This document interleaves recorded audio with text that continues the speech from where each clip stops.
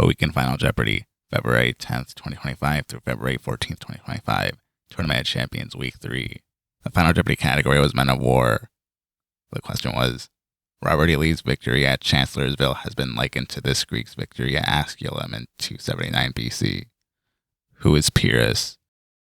Pyrrhus, who lived from 319 or 318 BC through 272 BC, was a Greek king and statesman of the Hellenistic period. The Battle of Asculum, fought in 279 BC, is described as a poorly documented battle, the result of which is not known. The only accounts we know of were told by Dionysius of Halicarnassus, Plutarch, and Cassius Dio. The term Pyrrhic victory describes a victory that involves a cost or sacrifice so excessive that it overshadows said victory.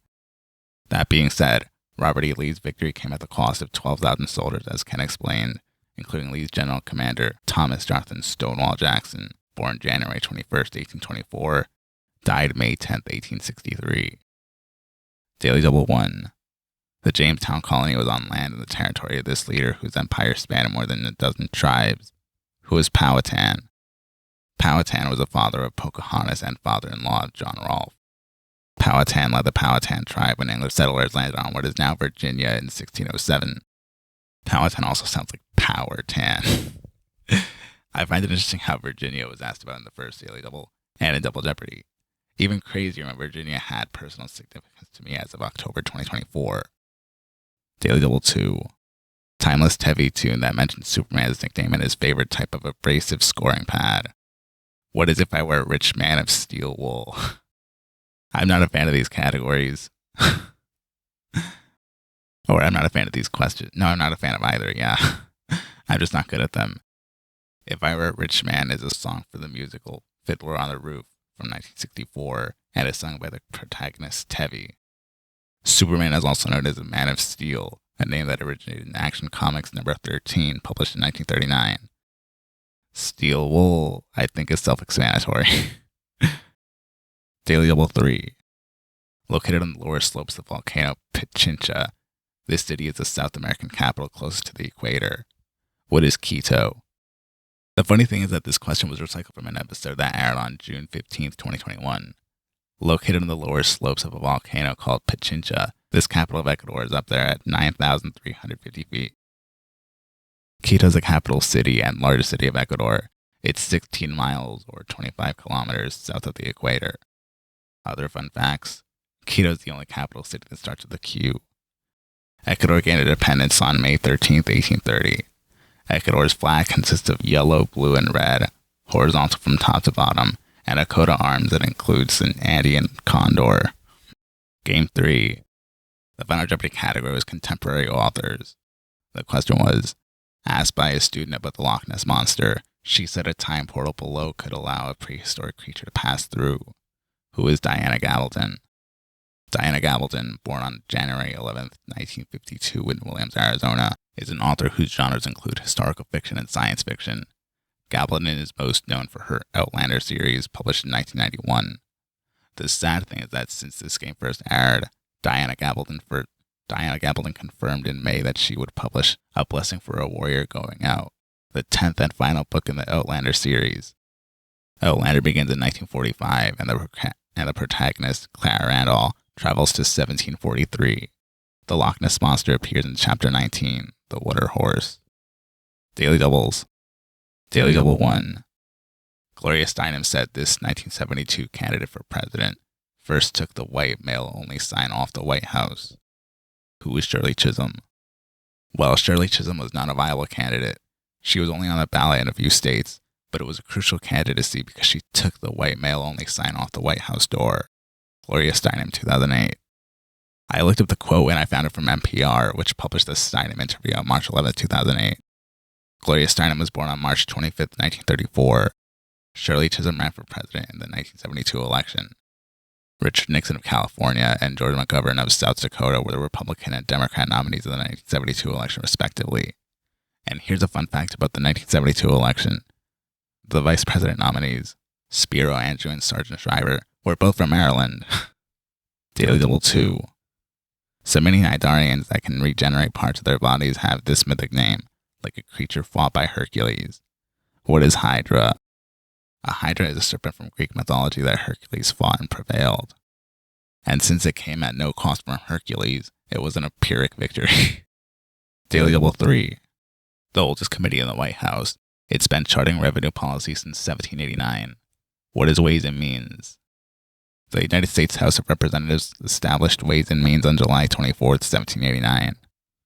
Ways and Means also has jurisdiction over Social Security, tariffs, and all revenue measures.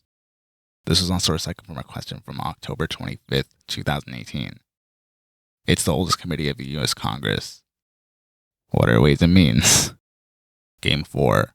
The Final Jeopardy category was European artwork. The question was, a rope around their leader's neck, the men depicted in this late 19th century piece seem resigned to death, but in the end they survive. What is the Burghers of Calais? The Burghers of Calais is a sculpture completed by Auguste Rodin, November 12, 1840, and died November 17, 1917, in 1889, depicting an event from the 100 Years' War, which was fought from May 24, 1337, and ended on October 19, 1453. Edward III of England, born November 13, 1312, and died on June 21, 1377, demanded the 6 Burghers of Calais wear ropes around their necks, leading to the inspiration of the sculpture. Auguste Rodin is also known for sculptures including The Thinker and Monument to Balzac. Rodin almost has the same birthday as Edward III. I was looking through the J archive and found that the last time the Burghers of Calais was an answer on Final Jeopardy was right after Ken Jennings' streak was interrupted. The question was, seen in sculpture, Eustachius St. Pierre and 5 other wealthy men made themselves hostages to free this city. What is Calais? Daily Doubles. Daily Double 1. In 1626, this Dutch colonial governor got big into the Manhattan real estate market, paying 60 guilders for, well, Manhattan. Who is Peter Minuit? Peter Minuit, born 1580 and died August 5, 1638, was a Dutch governor who landed in Manhattan on May 4, 1626. Minuit purchased Manhattan for 60 guilders, which is worth $24 American at the time. The guilder was Dutch currency used from 1434 to 2002. The currency was discontinued 2 years before the last time the Burghers of Calais was answered on Final Jeopardy. Daily Double 2. Alphabetically first of the fabled 7 hills of Rome, it boasts a basilica of Santa Sabina, which dates to the 5th century. What is the Aventine Hill? The 7 hills of Rome in alphabetical order: Aventine Hill, Caelian Hill, Capitoline Hill, Esquiline Hill, Palatine Hill, Quirinal Hill, Viminal Hill. Daily Double 3. The ancient Egyptians were expert users of thin metal sheets called this to adorn mummy cases in a process called gilding. What is gold leaf? The ancient Egyptians used gold leaf on mummy cases for religious and cultural values. Since the process was called gilding, I guess you could say that the ancient Egyptians were gilders, as in the Dutch currency. Game 5. The Final Jeopardy category was Greek myth. The question was, Panoptes, meaning all-seeing, was the byname of this legendary figure, slain by Hermes while standing guard over Io. Who is Argus? Regarding the spelling, Argus is the Greek spelling and Argus is the Latinized Roman spelling for the 100-eyed creature. Argus is the full name of Argus Panoptes. Zeus sent Hermes to fight Argus Panoptes to free Io. Hermes prevailed. Zeus is the god of sky and thunder. Hermes is the messenger to the gods. Io is a mortal woman, and Argus Panoptes is a 100-eyed giant. Daily Doubles. Daily Double 1. Rehoboth Beach, Wilmington, and all the rest of the state cover a total of 2,489 square miles. What is the Delaware area? Rehoboth Beach is a city on the Atlantic Ocean, and the Delaware Beach is in eastern Sussex County, Delaware. Wilmington is the most populated city in Delaware. Wilmington borders Philadelphia, hence the portmanteau, the Delaware area. Daily Double 2. In the 1860s, the New Lebanon community in New York became a hub for ladderback chairs named for this religious group. What are Shakers? The Shakers were a Restoration Christian sect founded in England in 1747 who believed the second coming of Jesus had already occurred. In New York City, the Watervliet Shaker Historic District was founded and established in 1776. Daily Double 3. The New Mexico state capitol is at 490 Old. This route blazed in 1821. What is the Santa Fe Trail?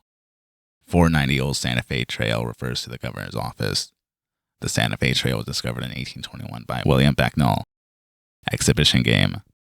The Final Jeopardy category was mythology. Oh, that's twice in a row. Or 2 airings in a row, since this wasn't actually broadcast in production order. The question was, on an early book of Flemish cartographer Gerardus Mercator's maps, an image of this titan holding the world was used. Who is Atlas? For the second game in a row, not the second in a row as far as production goes, we see a Final Jeopardy category about Greek mythology. For the second game in a row, Zeus was the background information for Final Jeopardy. Zeus punished Atlas by having him hold up the sky for his titanomachy. Unsurprisingly, this led to the name Atlas to refer to world maps in the Renaissance. Flemish cartographer Gerardus Mercator popularized the use of maps as an atlas. Atlas Civi Cosmographicae Meditationis de Fabrica Mundi e Fabricati Figura. Sorry for my pronunciation. That was my best attempt at Latin. Was published posthumously, specifically the year after his death. Atlas means to bear or endure. Daily doubles. Daily double 1. Sounds like a Batman. 3-letter term meaning to prohibit and accompany with the duck symbol. What is Ban Affleck?